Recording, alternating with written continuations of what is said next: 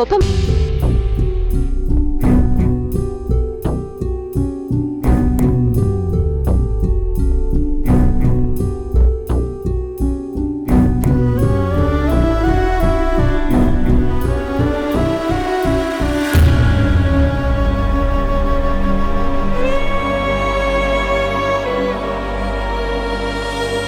భయపడకు దివ్య, ఏమీ కాదు.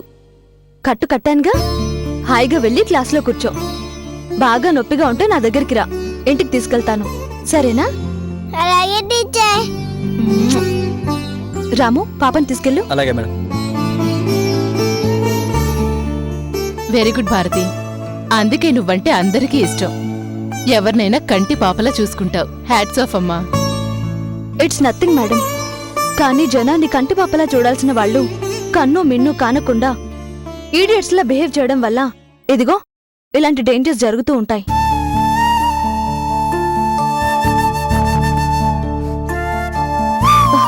కాస్తలో తప్పింది, లేకుంటే దివ్య ఛ, ఊహించడానికే భయంగా ఉంది. Good morning madam. Good morning Siri. Bharathi, ఏంటి దివ్యకు దెబ్బ తగిలిందంట? అవును, ఇప్పుడే డ్రెస్సింగ్ చేసి పంపాను. ఐడియట్ గురించే మాట్లాడుకుంటున్నాం. మిమ్మల్ని కరెస్పాండెంట్ గారు రమ్మన్నారు. సరే పద. అలాగే మేడం. భారతి, మా క్లాస్కి టైం అవుతుంది, వస్తా.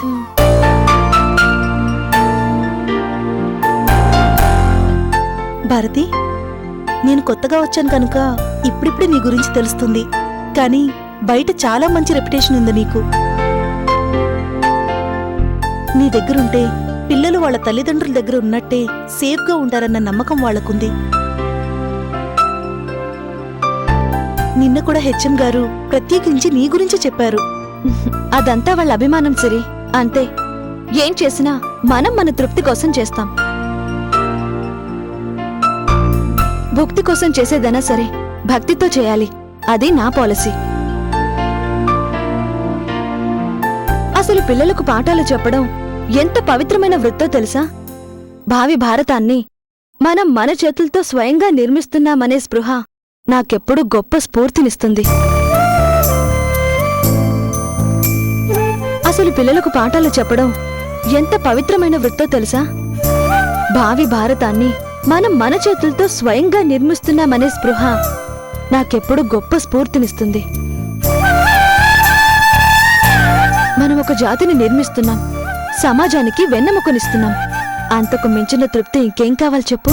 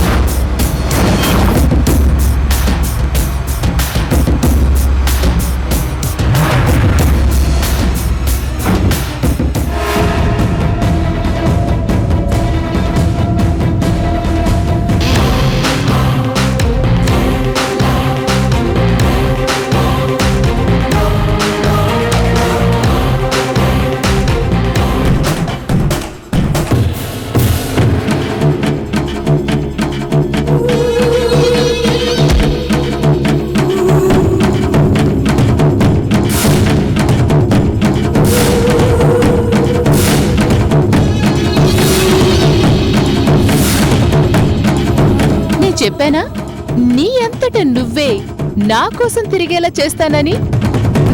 ఓకే, ఎనీహౌ ఫోన్ చేసి రమ్మన్నందుకు థ్యాంక్స్. వర్ష, తప్పు చేస్తున్నావు. అరే, థ్యాంక్స్ చెప్పడము తప్పేనా? అరెరెరే, నాకు తెలీదే. Don't be over smart. హరిని అడ్డు పెట్టుకుని నన్ను బ్లాక్మెయిల్ చేయాలని చూస్తున్నావు. ఇది చాలా పెద్ద తప్పు.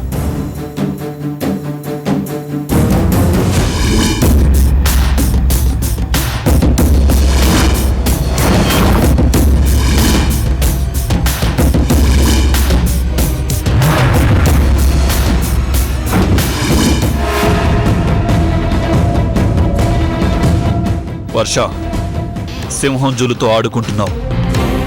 జాగ్రత్త. అవును, ఇప్పుడు ఈ సింహం జుట్టు ఈ శివంగి చేతికి చిక్కింది. నవ్వులాటగా ఉందా? నా చెల్లి బ్రతుకు డేంజర్లో పెట్టి నన్ను టార్చర్ పెట్టి ఏం సాధించాలనుకుంటున్నావు? నిన్ను ఎస్ నిన్ను సాధించాలనుకుంటున్నాను. ఈ వంకతో నిన్ను నిన్ను నా వంకకు తిప్పుకోవటమే నా టార్గెట్.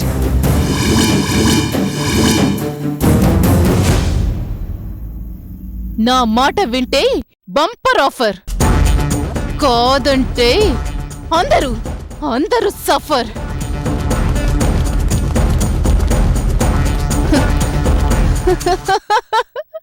అర్థం కాలేదా? నువ్వు ఎస్ అంటే హరి, ప్రియా, వర్ష, ఆదిత్య అందరూ హ్యాపీ. అదే నీకిచ్చే బంపర్ ఆఫర్.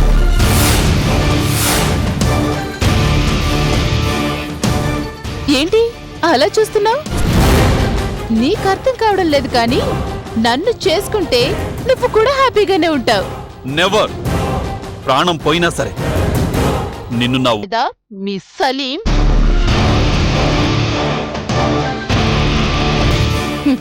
కాబట్టి ఈ ప్రేమల గురించి నాకు చెప్పకు. నువ్వు నా దారికి రా. అనార్కలి పోయాక సలీం ఏం చేశాడు? అద్భుత సౌందర్యవతి నూర్జహాన్ని కట్టుకున్నాడు కదా. నూర్జహాన్ అద్భుత సౌందర్యవతి కనుక మనసు పడ్డాడు.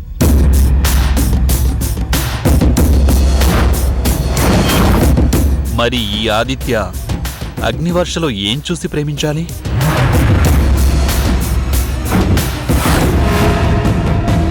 అందమా, చందమా, అణకువా? కనీసం నువ్వు ఆడపిల్లవి కూడా కాదే.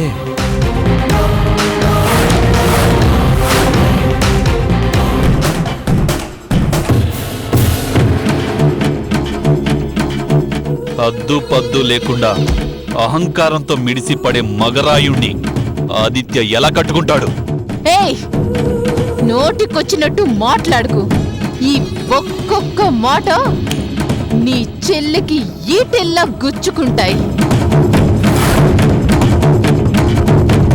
హద్దు పద్దు లేకుండా అహంకారంతో మిడిసిపడే మగరాయుణ్ణి ఆదిత్య ఎలా కట్టుకుంటాడు? ఏయ్, నోటికొచ్చినట్టు మాట్లాడుకు. ఈ ఒక్కొక్క మాట నీ చెల్లికి ఈటెల్లా గుచ్చుకుంటాయి.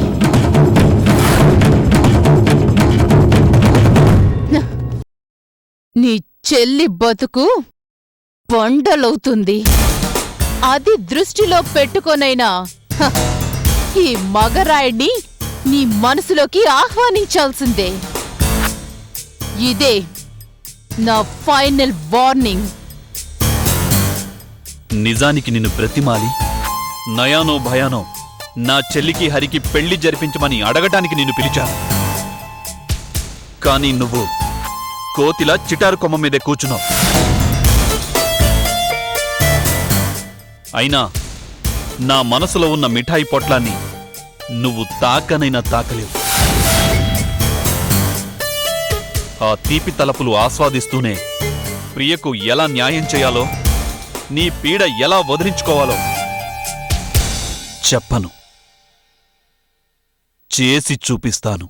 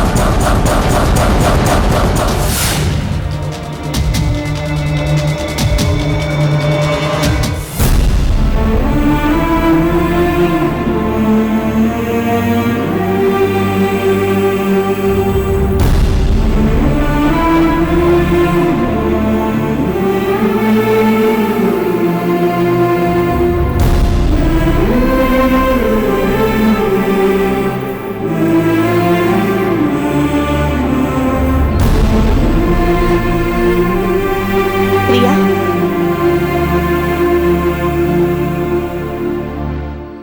భయపడకు ప్రియా, నేను నీ శత్రువుని కాను.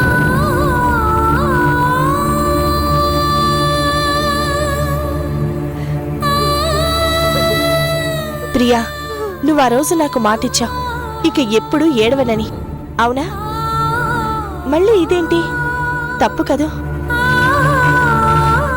ఊరుకో, ఏడవకో. చేరావు?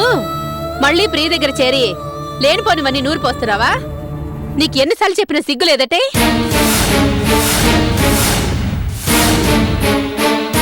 అసలు నిన్ననాలి చేసిన వెధ పని చాలక ఈ పాపిష్టిదాని సలహాలు అడుగుతున్నావా?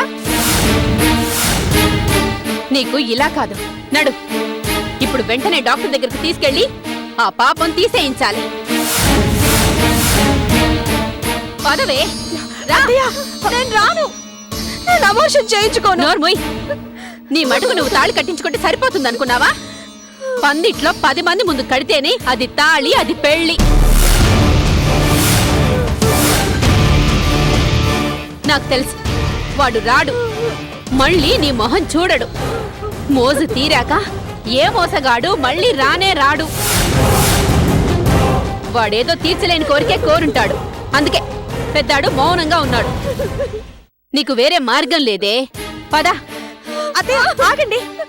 నువ్వింకొక మాట మాట్లాడావంటే చంపేస్తాను. నువ్వు రావే. అత్తయ్య,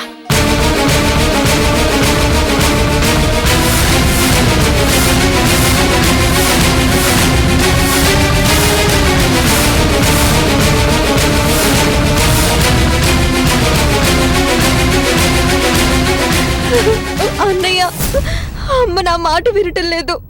నువ్వే కాపాడాలన్నయ్య. ప్రియా, ఊరుకో. అమ్మా, ఏంటమ్మా? అన్నయ్య, హరి కాదంటే నేను ఎలాగో బ్రతకను. కానీ మమ్మీ అబార్షన్కి పట్టుబడుతుంది అన్నయ్య. నువ్వే చెప్పన్నయ్య. అన్యాయంగా ఒక ప్రాణాన్ని తీసినట్టు కాదు. ఒరే, అసలు ఈ గోలంతా ఎందుకు? వాడేమడిగాడో చెప్పొచ్చు కదా. అది తీర్చగలిగేదో కాదో తెలిస్తే దీని సంగతి తేలిపోతుంది కదా. మాట్లాడవేంట్రా? ఎందుకు మాట్లాడతాడు? ఎందుకంటే ప్రియ తన సొంత చెల్లెలు కాదుగా.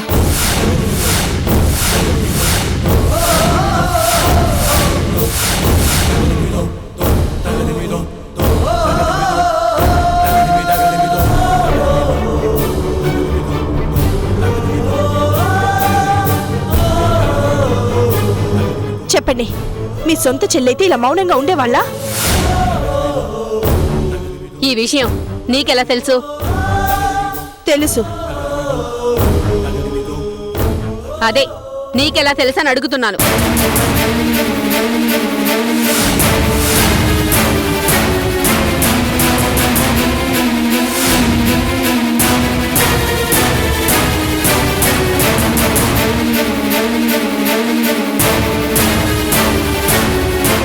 బావగారే చెప్పారు.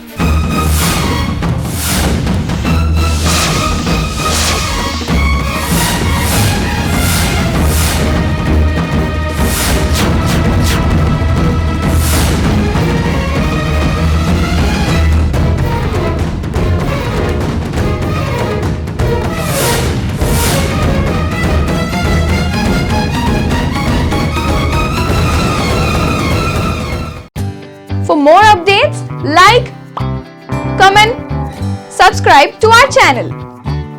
Hey darlings, గంటని click చేయడం మర్చిపోకండి.